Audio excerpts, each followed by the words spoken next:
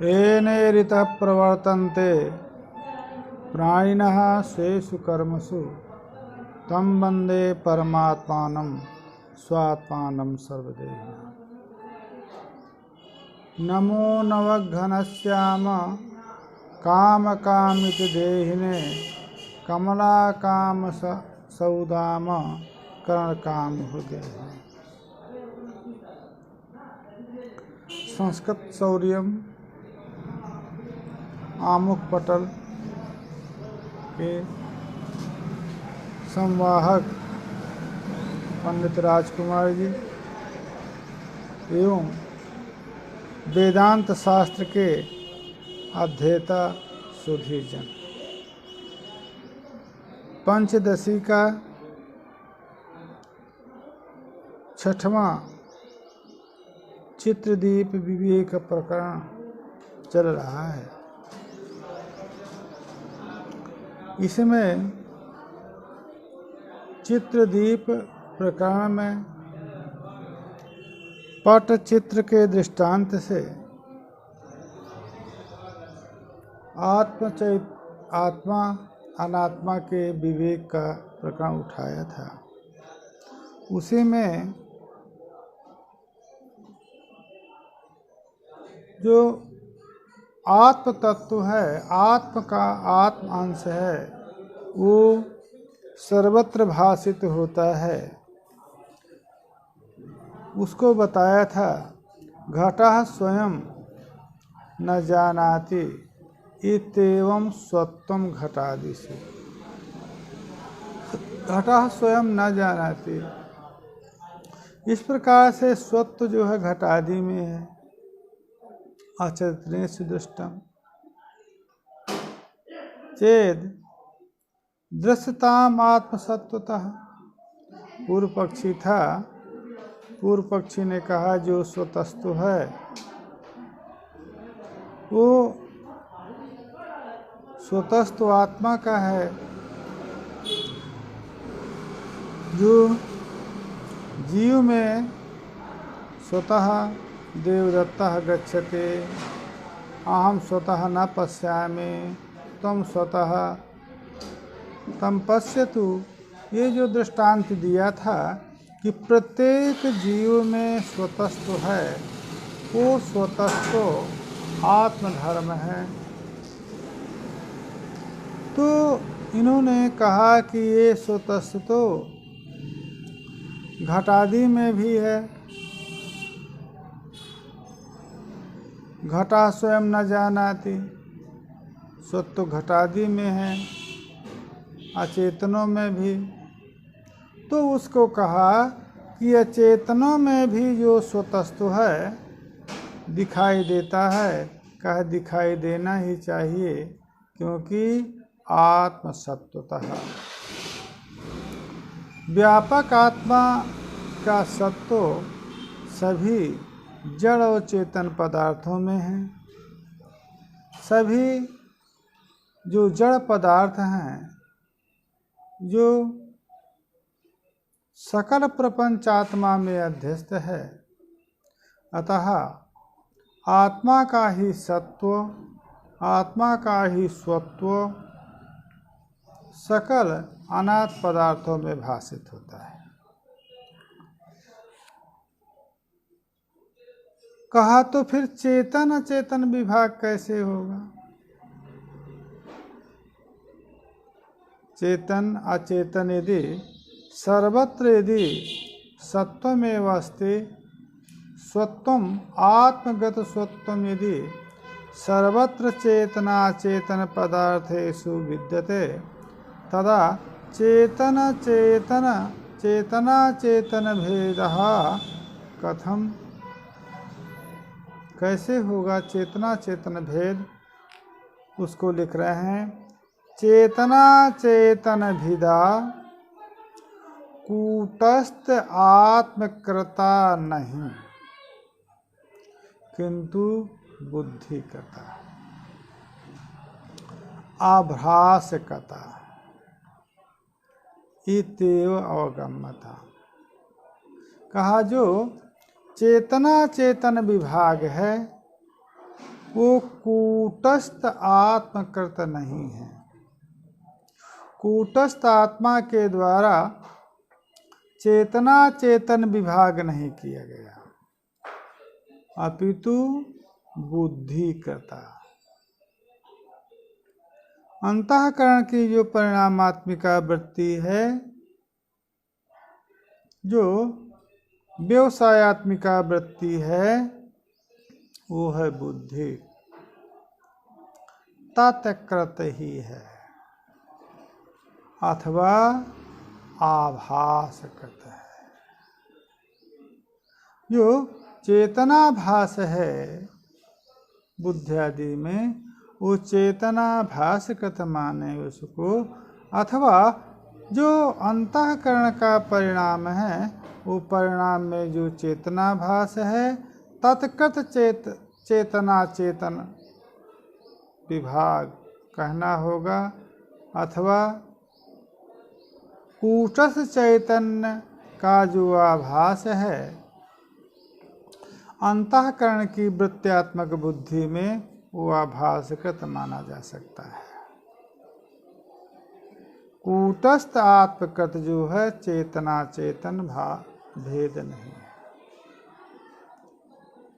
यथा चेतना आभासः यथा चेतनाभासः कूटस्थे भ्रांति कल्पितः अचेतनोपि घटादि तथा सर्वत्र कल्पितः। जिस प्रकार से चेतनाभास, चेतनादि पदार्थों को इन्होंने आभास बाद का सिद्धांत मान करके चल रहे हैं कि जो चेतन पदार्थ है, वो चेतन पदार्थ का कूटस्थ में जो आभास है, कूटस्थ में जो आभासित चेतन रूपता है, वो भ्रांति कल्पित है। तो जिस प्रकार से चेतन जीव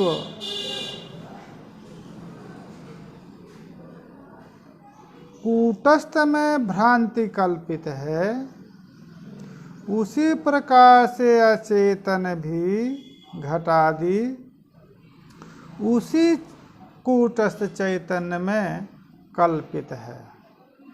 अतः आभास कृत हुआ या बुद्धि कृत हुआ, चेतना चेतन विभाग सभी का आभास कूटस्थ में है। कूटस्थ को इन्होंने पट का रूप लिया था। जिस प्रकार से पट में सभी चित्रगत जो आकृतियां हैं आरोपित हैं, उसी प्रकार से यहाँ पर कूटस्थ में घट आदि जो जड़ हैं और पशु पक्षी मनुष्य आदि जो चेतन हैं, वो सभी कल्पित आभास है, सभी का आभास है, सभी आभासित हो रहे हैं। उसमें है वो कूटस्थ, परंतु है वो पट। जिस प्रकार से पट ही है, परंतु उस पट में ही जो चित्र आकृतियां हैं वो आभासित हो रही हैं। उसी प्रकार से जो कूटस्थ चैतन्य है, उस कूटस्थ चैतन्य में चेतन और अचेतन का आभास है। तत्ता इदंता अपि स्वत्वम इत्वम तु अहमादिषु सर्वत्र अनुगते तेन तयो आत्मता इति चेत। पूर्व पक्ष ये पक्ष कर रहा है कि जिस प्रकार से स्वत्व सर्वानुगत होने के कारण स्वत्व को आप आत्मा समझ लेते हैं, स्वत्व को यदि आप आत्मा सर्वानुगत स्वत्व के सर्वानुगत होने के कारण उसको यदि आत्मरूपता माना जाता है, आत्मधर्म माना जाता है, तो तत्ता इदंता भी स देवदत्तः स घटः तत्आकाशम तत्ता अयं देवदत्तः अयं घटः इदम आकाशम, तो तत्ता इदंता भी सर्वत्र अनुगत है। स्वत्वम इत्वम तत्ता इदंता भी सर्वत्र अनुगत होने के कारण स्वत्वम और इत्वम, स्वत्व और इत्व को भी अहमादिषु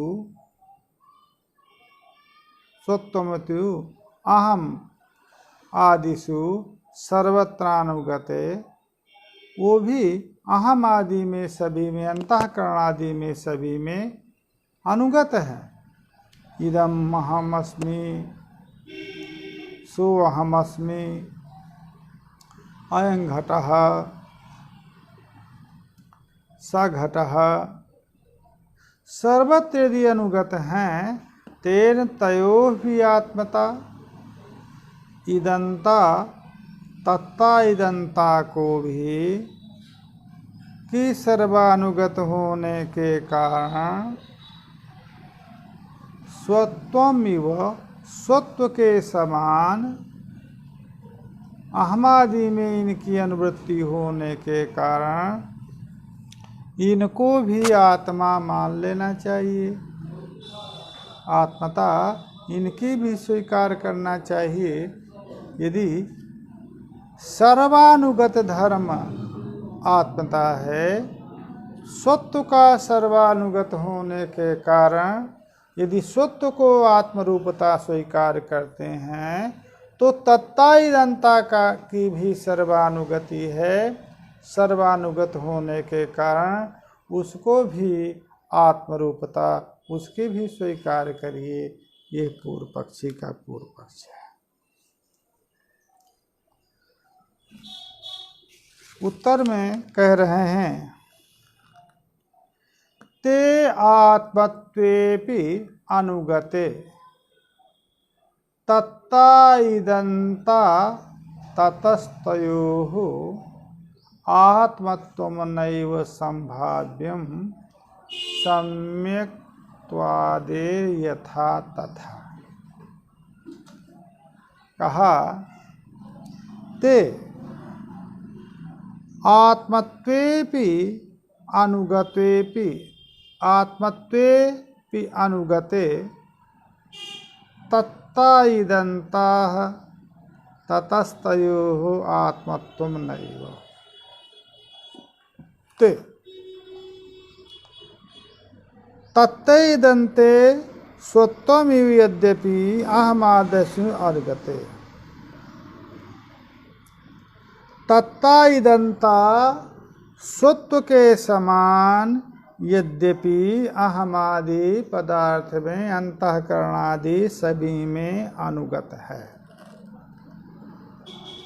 परंतु ततस्तयो आत्मत्वम नहीं, इसी के कारण सर्वानुगत होने के कारण तत्ता इदंता सर्वानुगत है स्वत्व के समान। उस तो स्वत्व को जिस प्रकार से आत्मरूपता मानी जाती है, उसी प्रकार से तत्ता इदंता की आत्मरूपता क्यों न मानी जाए। कहा तयोः नैव आत्मत्वं संभाव्यम्, उनका आत्मत्व संभावित नहीं है। क्यों? यथा सम्यक्त्वादे यथा तथा। सम्यक्त्व ये भी सर्वानुगत सम्यक्त्वादि धर्म है। आत्मत्वम सम्यक, आत्मत्वम असम्यक, सम्यक का भी अनुमत है। घटः सम्यक, पटः सम्यक, अहम सम्यक। तो सम्यक का जिस प्रकार से सर्वानुगतता होने पर भी आत्मता नहीं मानी जाती, आत्मरूपता नहीं मानी जाती, उसी प्रकार से तत्ता इदंता की सर्वानुगति होने के बाद भी आत्मरूपता नहीं स्वीकार की जाती। तत्ता इदंते स्वतान्नत्वे तु अंताहन्ते परस्परम प्रतिद्वंदितया लोके प्रसिद्धे नास्ति संशयः। तत्ता इदंता स्वत्वानत्व तु अंतहन्ते परस्परम। तत्ता और स्वत्व, स्वत्व, इदंता और अन्यत्व, और उसी प्रकार से अहंत त्वंता हंता, ये परस्पर प्रतिबंधी रूपतया लोक में प्रसिद्ध है, ये संशय नहीं। तत्ता का विरोधी स्वत्व है और इदंता का विरोधी अन्यत्व है। तत्ता इदंता परस्पर विरोधी हैं और स्वत्व और अन्यत्व परस्पर विरोधी हैं, और युष्मद और अस्मत् पद जो है परस्पर विरोधी हैं, इनके अर्थ विरोधी हैं। सा इदम ये नहीं होगा। तत्ता और इदंता का परस्पर विरोध है। स्वतः अन्यत्वम, स्वतः अन्य ये परस्पर विरोधी है।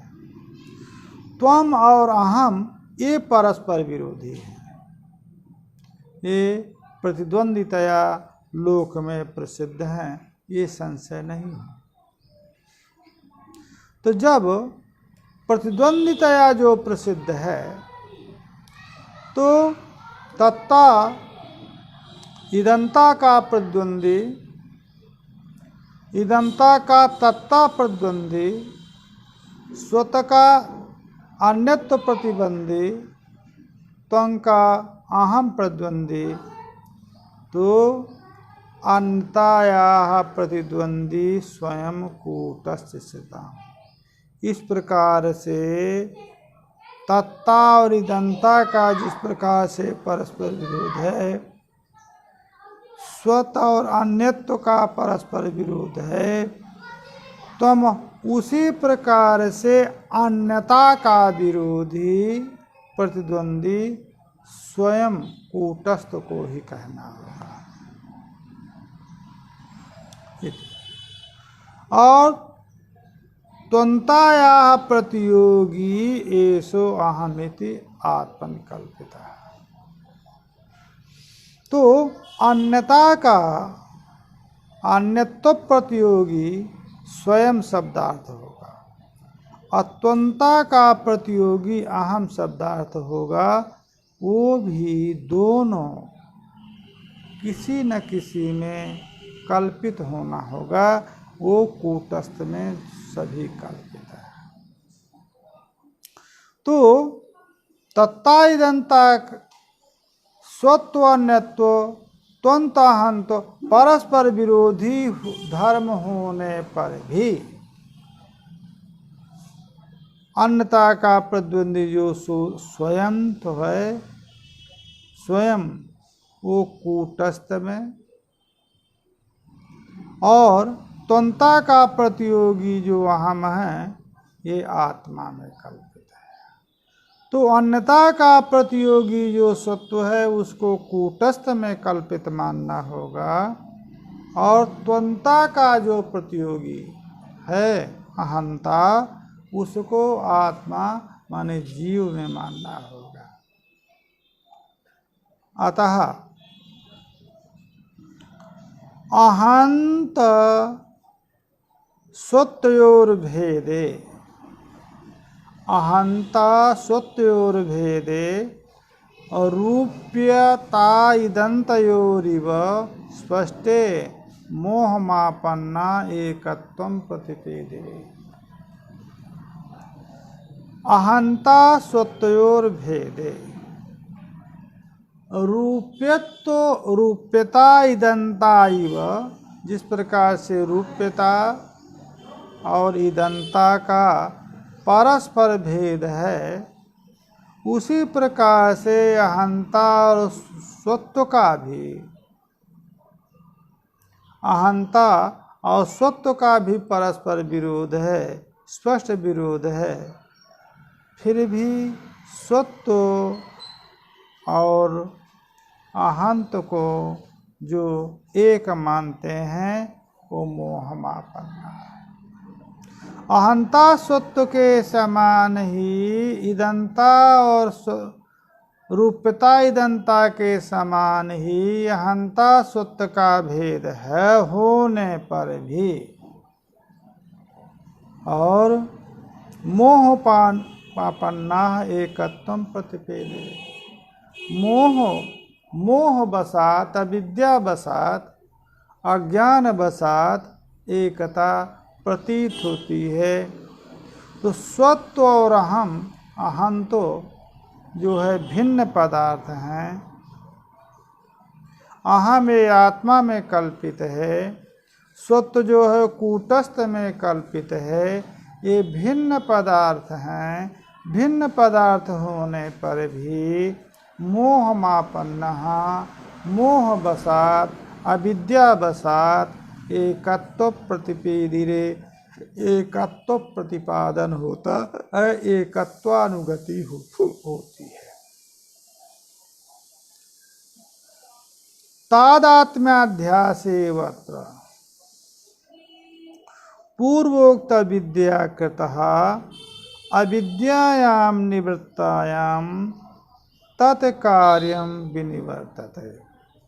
ये जो मोह है ये तादात्म्याध्यास है, स्वयं कूटस्थ में कल्पित है। अहंता आत्मा में जीवात्मा में कल्पित है, परंतु कूटस्थ चैतन्य के साथ जीवात्मा का अध्यास होने, तादात्म्याध्यास होने से ही ये मोह। तो तादात्म्याध्यास हो जाने पर अन्न के धर्म अन्न में प्रतीत होने लगते हैं। तो जो स्वयं स्वत्व धर्म कूटस्थ का है वो अहम आत्मा में, जीवात्मा में प्रतीत होने लगता है, और जीवात्मा का जो धर्म है अहंता वो कूटस्थ में प्रतीत होने लगती है। ये तादात्म्याध्यास ये बता। ये जो तादात्म्याध्यास है, जो पूर्व में अविद्या का स्वरूप बताया गया था, अनादि अविवेकोयम, अविद्या कृतः जो ये बताया था, ये पूर्वोक्त जो अविद्या है, यह अविद्या कृत ही तादात्म्याध्यास है। अविद्या की निवृत्ति हो जाने पर तत्कार्यम विनिवर्तते, स्वत्व और अहंतो इन कार्यों की भी निवृत्ति हो जाती है। अथवा स्वत्व और अहंत का जो परस्पर धर्मियों के तादात्म्य के कारण प्रतीति होती है, उस तादात्म्याध्यास की अविद्या निवृत्ति के बाद निवृत्ति हो जाती है। अविद्या निवृत्ति तादात्म्य विद्यैव विनश्यतः विक्षेपस्य स्वरूपं तु प्रारब्धक्षयमीक्षते। अविद्या वृत्ति तादात्म्य, अविद्या के कारणयोः आवृत्ति ही तादात्म्योः, अविद्या ही एक कारण है, ऐसे अविद्या के कारण आवृत्ति और तादात्म्य। एक आवृत्ति है, एक तादात्म्य है। ये आवृत्ति और जो तादात्म्य है ये अविद्या कारणक, अविद्या ही है कारण, जिनमें ऐसी जो आवृत्ति, पुनरावृत्ति, पुनर्गमनादि और जो जीवात्मा और जो कूटस्थ के साथ जीवात्म तादात्म्य है, ये विद्यैव विनश्यतः, विद्यैव आत्म साक्षात्कार से ही इनका विनाश होगा। दोनों का विनाश, दोनों की निवृत्ति आत्म साक्षात्कार के होगी। तो आत्म साक्षात्कार से आवृत्ति, आवरण, आवृत्ति अविद्या की आवृत्ति और जो कूटस्थ चैतन्य जीव का जो तादात्म्य है, ये दोनों अविद्या, आवृत्ति और जो तादात्म्य है, ये विद्या आत्म साक्षात्कार से निवृत्त हो जाएगा। इसकी निवृत्ति हो जाने पर फिर प्रतीति नहीं होनी चाहिए। जिसको आत्म साक्षात्कार हो गया, वो आत्म साक्षात्कार हो जाने पर जब अविद्या की निवृत्ति हो गई, अविद्यावरण की निवृत्ति हो गई, अविद्यावरण जायमान, जो अविद्या से जायमान जो तादात्म्य है, तादात्म्याध्यास है, वो तादात्म्याध्यास की जब निवृत्ति हो गई, तब उसको संसार दृष्टिगोचर नहीं होना चाहिए।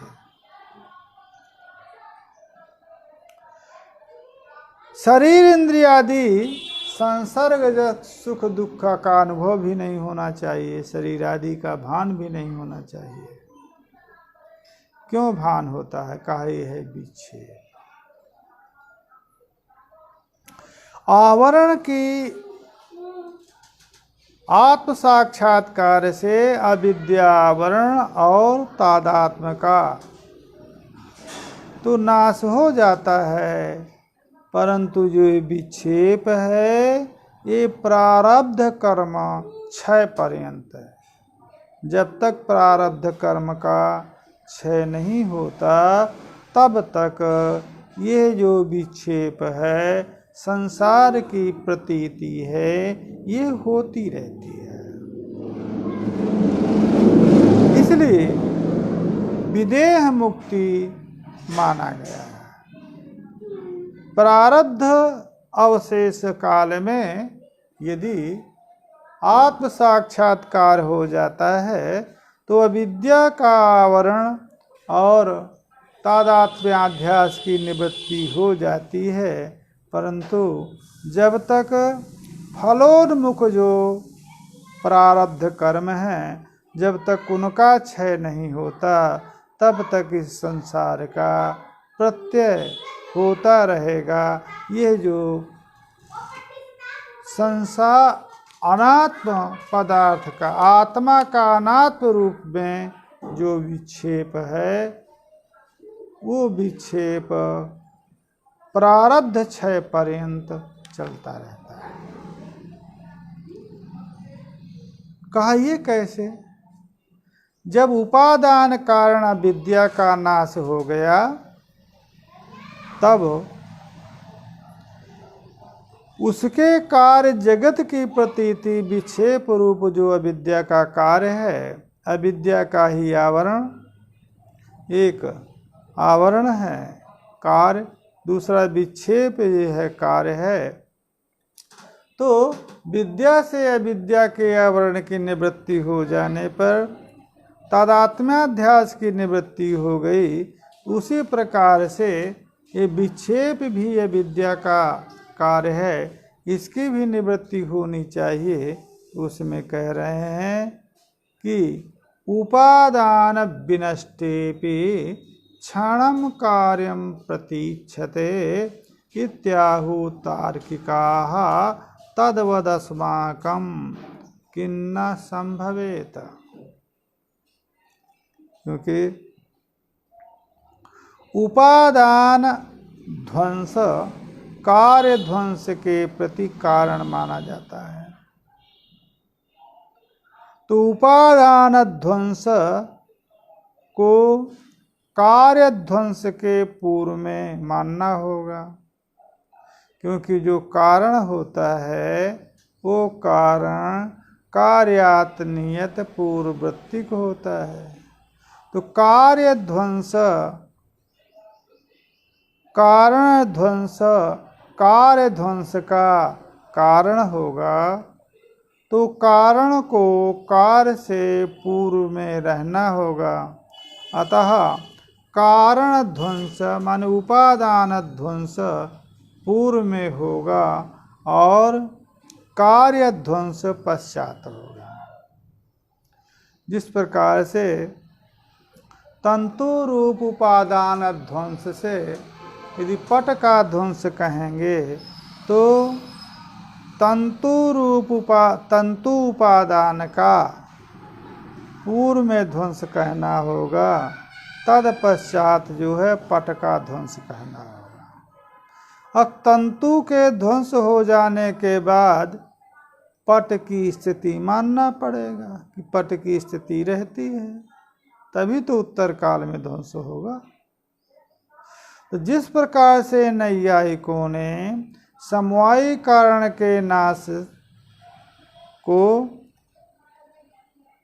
कार्य नाश के प्रति कारण माना है, तो समवायी कारण के नाश के उत्तर में कार्य का नाश होता है। तो समवायी कारण के नाश क्षण से उत्तर क्षण में आप कुछ क्षण तक जो है कार्य की स्थिति मानते हैं, क्षणम कार्यम प्रतीक्षते। उसी प्रकार से हमारे यहाँ भी उपादान कारण जो अविद्या है, उस अविद्या की निवृत्ति हो जाने के पश्चात कुछ काल तक उसका कार्य जो जगद विक्षेप है वो विद्यमान रहता है। अतः न्याय में यदि न्याय मत में कोई आक्षेप ऐसा नहीं है तो हमारे यहाँ भी आक्षेप नहीं स्वीकार किया जा सकता। यदि न्याय मत में उपादान के नाश के उत्तर में कार्य का नाश स्वीकार करने पर कुछ क्षण तक उपादान के नाश के बाद भी कार्य की स्थिति स्वीकृत है, अभिमत है, तो यहाँ पर भी उपादान विद्या के नाश के उत्तर में कुछ कति क्षण जो है वो विक्षेप की स्थिति स्वीकार करना पड़ेगा। तंतूनाम दिन संख्यानाम तैहि तादृक क्षण ईरितः भ्रमस्य असंख्य कल्पस्य योग्यः क्षण ईष्यतः। तंतूनाम दिन संख्यानाम तैहि तादृक क्षण ईरितः। उन्होंने नैयायिकों ने तंतुओं के दिन संख्या के तैहि तादक उसी को क्षण माना है। तैहि तार्किक ही क्षण मात्र अवस्थानम अनंगीकृत न चिरकालमित्याशंका।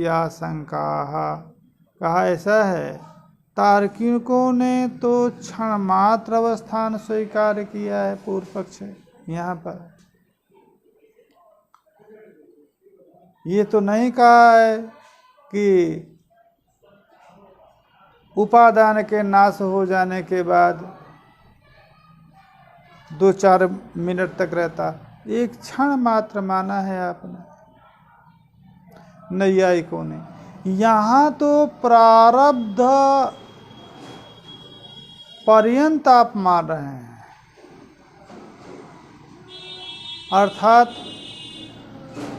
अविद्या का विनाश हो जाने पर यदि उसका प्रारब्ध अवशेष है, वो प्रारब्ध 50 वर्ष का भी हो सकता है, 100 वर्ष का भी हो सकता है। प्रारब्ध जैसी अवस्था में अविद्या की निवृत्ति हो, तब तक विक्षेप विद्यमान है विद्या का कार्य। वहाँ नैयायिकों के दृष्टांत में, नैयायिकों को यदि दृष्टांत में लेते हैं तो नैयायिकों के यहाँ तो कुछ क्षण तक ही, क्षण मात्र जो है कार्य रहता है। कारण का विनाश के क्षण के उत्तर क्षण में तो एक ही क्षण स्थिति है ना।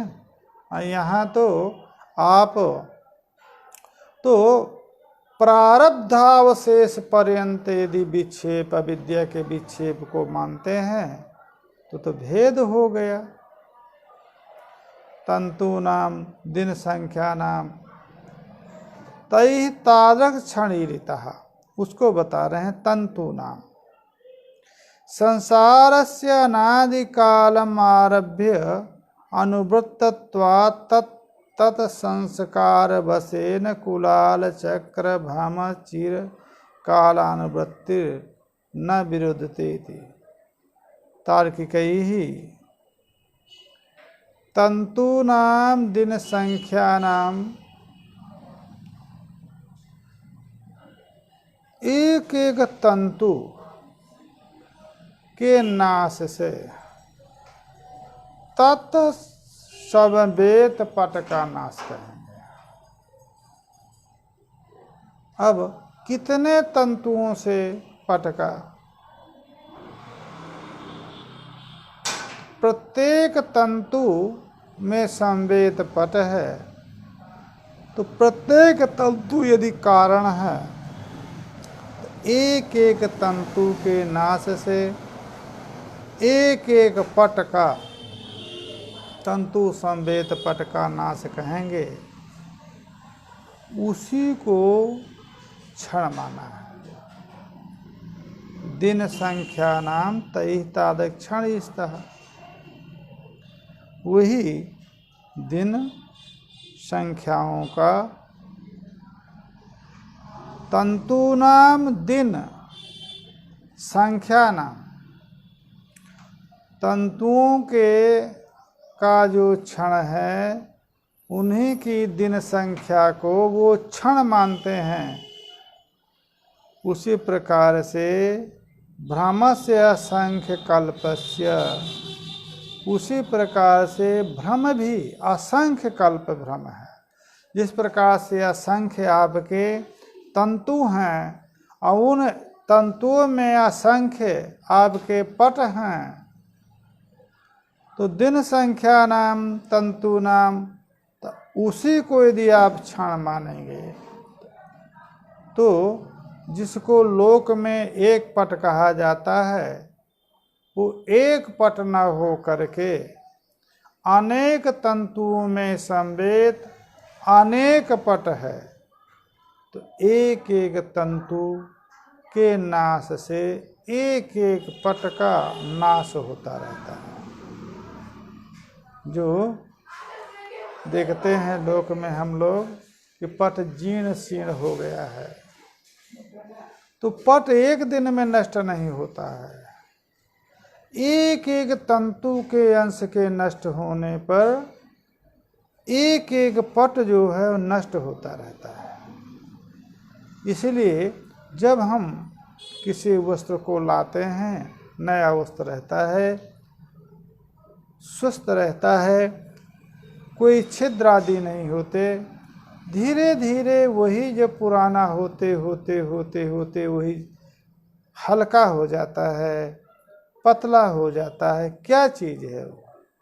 उसके एक एक तंतु प्रत्येक दिन प्रत्येक क्षण नष्ट हो रहे हैं, और वो अनेक तंतु जो तंतु नष्ट हुआ वो तंतु के नाश के उत्तर क्षण में पट नष्ट हुआ। तो पट हमको देखने के लिए दिखाई दे रहा है कि पट है, उसी कपड़े को हम पहन रहे हैं जो तैयार होकर के प्रथम जो बुनने वाले ने, जुलाहे ने बना करके जो दिया, उस पट के उत्तर काल में वो पट प्रतिक्षण एक एक तंतु के नष्ट होने पर पट जो है नष्ट हो रहे हैं, उसी को क्षण मानते हैं। उसी प्रकार से यहाँ पर भी जो भ्रम है वो एक भ्रम नहीं है, अनेक भ्रम है। तो अनेक भ्रम हैं, अतः एक एक भ्रम का कारणभूत विद्या का नाश होता रहता है और उस भ्रम की निवृत्ति होती रहती है। उसी को यहाँ पर क्षण रूप में स्वीकार किया जाएगा। बिना छोदक्षमं मानं तैः वृथा परिकल्पते, श्रुतयुक्ति अनुभूत्योभ्यः वदतां किन्नु दुःखसकम्। नैयायिकों ने बिना विचार किए, विचार सहम मानम, बिना विचार सोढ़व्य, छोदक्षम विचार सोढ़व्य, कोई प्रमाण न होने पर भी उन्होंने ये स्वीकार कर लिया कि समवाय कारण के नाश के बाद काल का नाश होता है। अब अनेक समवायी कारण हैं, अब अनेक समवायी कारण के नाश से अनेक पट नाश मान रहे हैं, क्षण नाश मान रहे हैं। इसमें कौन सा प्रमाण है? उसमें कोई प्रमाण न होने पर भी उसको आप यदि स्वीकार कर रहे हैं,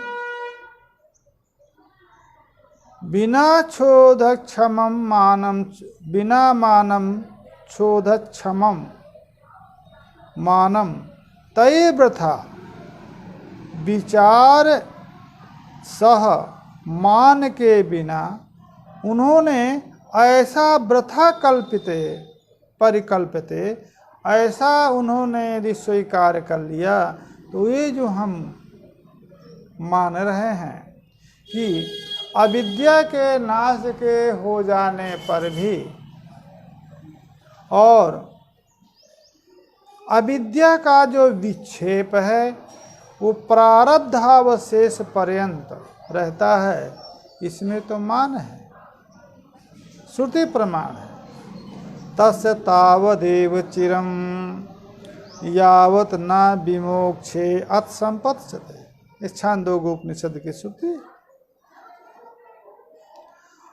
तो छांदोग्य उपनिषद की श्रुति प्रमाण है। हम तो प्रमाण कह रहे हैं, जिन्होंने कोई प्रमाण नहीं लिया उनको भी उपादान के नाश के उत्तर में कार्य का नाश स्वीकार कर रहे हैं। यहाँ तो श्रुति प्रमाण है।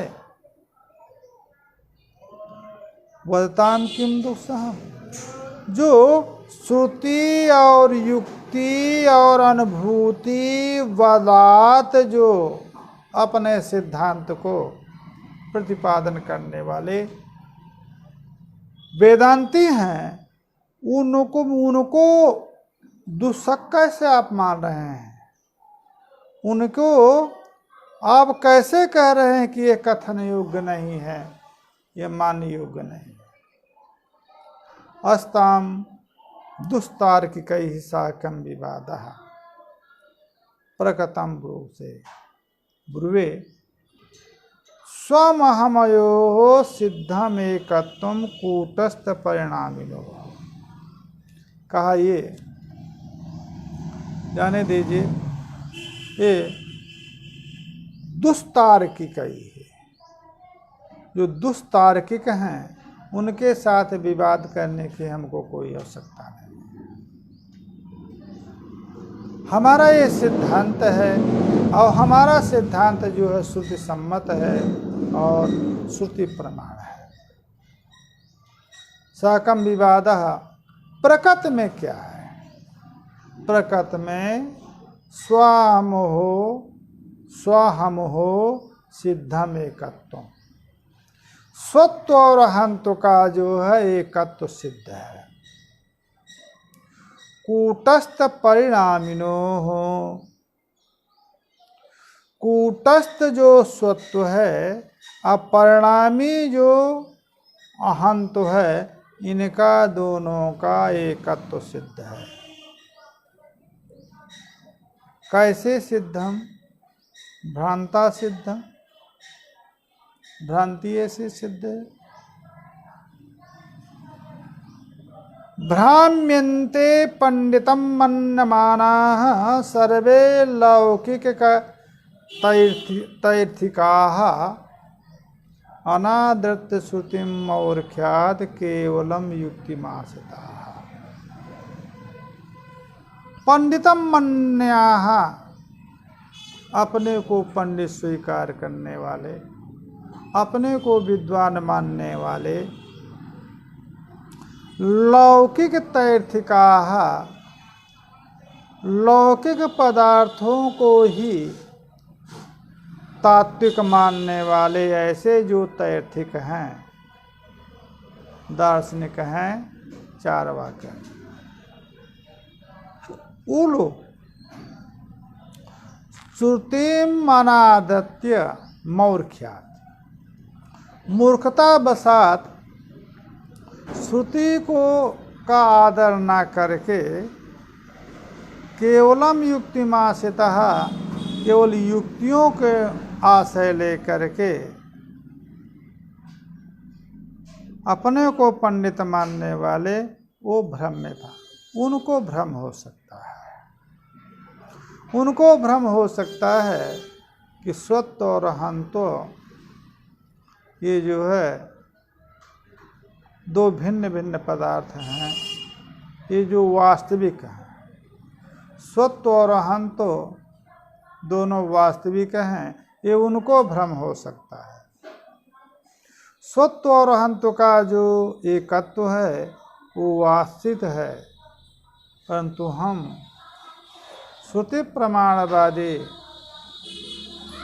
केवल युक्तियों के द्वारा अपने सिद्धांत को जो न कहने वाले आचार्य हैं, वो कूटस्थ परिणामी का स्वत्व और एकत्व जो धर्म कूटस्थ परिणामी का है, वो भ्रांता कल्पित है। तो भ्राम्यन्ते पंडित मनमाना सर्वे लोग, तो इसलिए लौकिका तार्किक जो है ये भ्रम बसात दोनों का वास्तविक एकत्व कहते हैं। पूर्वा पर परामर्श विकलाः तत्र केचन वाक्याभासान् स्वस्वपक्षे योजयन्ति अलज्जया। कुछ केचन पूर्व पर परामर्श विकलाः, श्रुति के तात्पर्य का बोध पूर्व और पर आमर्श से होता है, पूर्व परामर्श से, पूर्व और अपर। क्योंकि वाक्यों का, श्रुति वाक्यों का जो तात्पर्य बोध है वो उपक्रम उपसंहार एक अंश है। उपक्रम उपसंहार अभ्यास आदि से पूर्व संपूर्ण प्रकरणगत अर्थ तात्पर्य ही श्रुति का तात्पर्य होता है। उनमें वाक्याभ्यास भी होते हैं पूर्व पक्ष रूपेण। तो पूर्वापरामर्श विकलाः, पूर्वापर परामर्श, पूर्व अंश अपर अंश संपूर्ण अंश परामर्श रहित कुछ लोग जो वाक्याभास हैं, उन वाक्याभासों को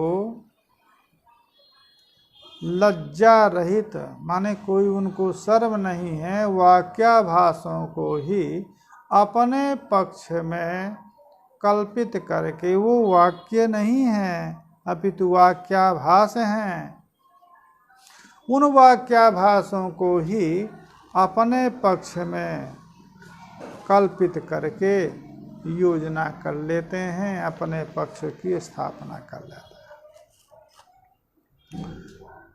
कूटस्थादि शरीरांत संघात से आत्मतान जगुः, लोकायतकाः पामराः प्रत्यक्षा भासमासिताः। करते क्या हैं? वो जो जो वाक्य नहीं है, वाक्याभास हैं, जैसे स वा एव एष पुरुषो अन्न रसमयः, ये वाक्याभास है। अन्न रसमय जो है यहाँ पर कोश का अर्थ है, परंतु ये वाक्याभासों को लेकर के कूटस्थादि शरीरांत संघात, कूटस्थ से लेकर के शरीरांत संघात को आत्मा मानता है।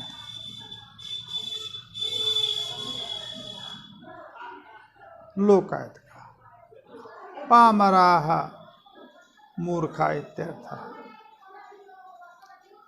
प्रत्यक्षाभास मात्र, प्रत्यक्षाभास, प्रत्यक्ष प्रमाण मात्रवादी प्रत्यक्षाभास मात्र को आश्रय लेकर के श्रुत्यादि के प्रमाण को न स्वीकार करके तथा श्रुति जो वेद के जो वाक्याभास हैं, उन वाक्याभासों को अपने पक्ष में स्वीकार करते हुए कूटस्थ आदि प्रत्यक्षित देहादेहात्मत्वम परमार्थिकम, देहादि में आत्मता, कूटस्थ आदि शरीरांत संघात में आत्मता, वास्तविक आत्मता स्वीकार कर लेते हैं।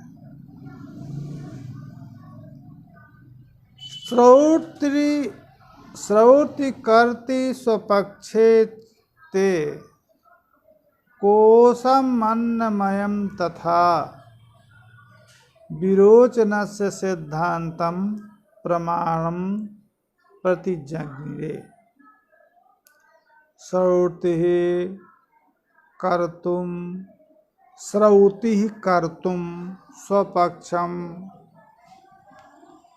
स्वपक्षम स्वसिद्धांतम श्रौति कर्तुम श्रुति सम्मतम स्थापयितुम, अपने पक्ष को श्रुति सम्मत कहने के लिए, श्रुति सम्मत है हमारा पक्ष, ये स्थापित करने के लिए ते कोशम अन्नमयम तथा विरोचनस्य सिद्धांतम प्रमाणम, वो जो अन्न रसमय, जो अन्नमय कोश है, उस कोश को ही अपने पक्ष में ले करके अपने सिद्धांत को श्रुति सम्मत स्थापित करने के लिए विरोचन सिद्धांतम कोशम अन्नमयम कोशम, अन्नमय कोश प्रतिपादक श्रुति वाक्यम प्रमाणम प्रतिजज्ञे प्रमाणत्वेन, उसी को स्वीकार कर लेते हैं। सएवेशो एष पुरुषो अन्न रसमय, यहाँ पर अन्न रसमय पुरुष ना हो करके कोश है, अन्नमय स्थूल शरीर वो कोश है, उस कोशाच्छादित पुरुष का प्रतिवचन वहाँ पर कहा गया है। स्थूल शरीर के जो धर्म हैं वो तद कोश से, स्थूल शरीर कोश से आच्छादित आत्मा में प्रतीत होते हैं, इसीलिए प्रतिपादन किया गया। उसी को प्रमाण लेकर के अन्न रसमय जो स्थूल शरीर है उसको ही आत्मा कह देते हैं। जीवात्म निर्गमने देह मरणस्य अत्र दर्शनात् देहातिरिक्तः एवात्मा आहु लोकायता परे। कुछ परे लोकायता, अन्य लोकायतकों ने क्या स्वीकार किया कि जीवात्म निर्गमे देह मरणस्य, जीवात्मा के निर्गमन हो जाने से देह मरण देखा गया है। इसलिए देह से अतिरिक्त कोई आत्मा है, जीवात्मा है, ये अन्य लोकायतकों ने कहा। जीवात्मा के निर्गमन हो जाने पर देह में का मरण हो जाता है, अतः देह भिन्न पदार्थ है और जीवात्मा भिन्न पदार्थ है। प्रत्यक्षत्वेन अभिमत अहंधि देहातिरेकिणम गमयेत इंद्रियात्मानं वच्मि इत्यादि प्रयोगतः। वो देहाति अतिरिक्त आत्मा कैसे उसको स्वीकारेंगे? केन प्रमाणेन गम्यते प्रत्यक्षत्वेन अभिमत अहंधि, अहम वच्मि, अहम पश्यामि। तो प्रत्यक्षत्वेन जो अहंधि है, अहम वच्मि, अहम वक्ष्यामि, ये प्रयोग होने से देहातिरिक्तम अहम बुद्धि गम्य जो इंद्रियादि हैं, उन इंद्रियादियों को ही आत्मा स्वीकार करना होगा। यह दूसरे पक्ष वाले इंद्रिय को आत्मा मानने वाले हैं। वागादीनाम इंद्रियाणाम कलह श्रुतिषु श्रुतः तेन चैतन्यमेवे तेषाम आत्मत्वं तथैव हि। वागादि इंद्रियों का छांदोग्योपनिषद में, बृहदारण्यक उपनिषद में भी परस्पर विवाद आया है, कलह श्रुतियों में सुना गया है। इसलिए देह इंद्रियादियों को, जो इंद्रियां हैं, इनको चेतन मानने पर कोई आपत्ति भी नहीं, चेतन स्वीकार भी किया जा सकता है। इसलिए आत्मा देह से अतिरिक्त इंद्रियां ही आत्मा है। हरि ओम तत्सत। समयः यापितः अग्रे पुनः भविष्यति।